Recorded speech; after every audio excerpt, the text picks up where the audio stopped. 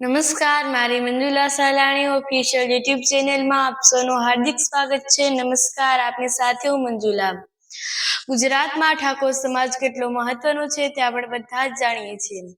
સદીઓથી સદી સુધી વસતો આવ્યા ઠાકોર સમાજ આપણે અત્યારે ગુજરાતમાં પણ તેને જોઈ રહ્યા છીએ. તે કેટલો વિકસી રહ્યો છે તેને પણ આપણે જોઈ રહ્યા છીએ. ગુજરાતમાં ઠાકોર સમાજનું મહત્વને આપણે ઘણું ચર્ચામાં જોઈ રહ્યા છીએ. અત્યારે આપણે જોઈએ તો ગેનીબેન ઠાકોર, સ્વરૂપજી ઠાકોર અને અલ્પેશ ઠાકોર આ એવા સમાજના ત્રણ એવી આશાઓના કિરણ અને સમાજમાં એવા કેટલાય લોકો છે કે જે સમાજને આગળ વધારવાના પ્રયત્નોમાં છે. અત્યારે આપણે જોઈએ તો નૂતન વર્ષાભિનંદન હતું તે દિવસે ઠાકોર સમાજનું સ્નેહ મિલન હતું.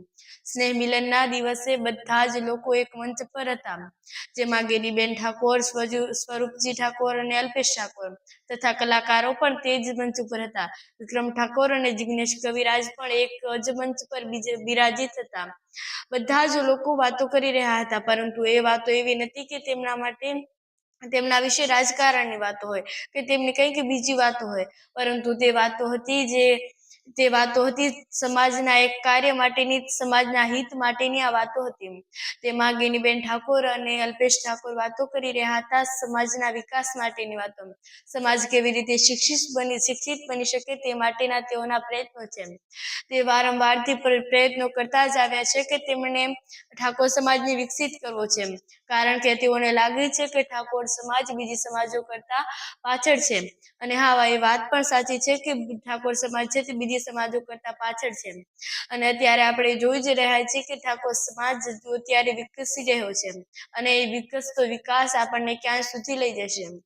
જ્યારે સ્નેહ મિલન હતું ત્યારે ગેનીબેન ઠાકોરે કીધું હતું કે અત્યારે એક જ ઘરમાંથી કંઈ નહીં તો ફૂલની પાંખડી રૂપે બધા જ ઘરોમાંથી કંઈક ને કંઈક સહાય આવે તો સમાજના શિક્ષણના પ્રયત્નો છે તેમાં થોડો હજુ વધુ વિકાસ થઈ શકે તે માટેના ગેનીબેન અને અલ્પેશ ઠાકોર તથા સ્વરૂપજીના પ્રયત્નો છે. તેઓ એવું વિચારી રહ્યા છે કે ઠાકોર સમાજમાંથી જ થોડા પૈસા આવે ને તેમાંથી આપણા સમાજને શિક્ષણ માટેના પ્રયત્નો કરીએ, અને તે પ્રયત્નોમાં તેઓ સફળ થઈ શકે તેવા પ્રયત્નો આપણને લાગી રહ્યા છે. ગેનીબેન ઠાકોર, સ્વરૂપજી ઠાકોર, અલ્પેશ ઠાકોર આ બધા જ હંમેશાની માટે સમાજ માટે એક રુચિના પ્રયત્નો છે, તેઓ આશાનું કિરણ છે તેવું આપણે કહી શકીએ, કારણ કે તેઓ પહેલેથી જ સમાજ માટે કંઈક સારું કાર્ય કરી શકે તેવા મૂડમાં દેખાય છે ને તે સમાજ હિતના કાર્યો કરી પણ રહ્યા છે. તેઓ સમાજ પ્રત્યે કેટલા વફાદાર છે, સમાજમાં તેમનું કેટલું યોગદાન છે તે આપણે વારંવારથી જોતા આવ્યા છીએ. જ્યારથી તેઓ રાજકારણમાં આવ્યા છે ત્યાર પછી પણ તેઓએ સમાજમાં એવું કોઈ ખામી નથી છોડી કે સમાજને પાછળ છોડ્યો હોય.